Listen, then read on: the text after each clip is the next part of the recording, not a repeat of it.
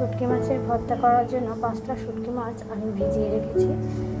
একটু নরম হলে আঁশটাগুলো আমি ছাড়িয়ে নেব।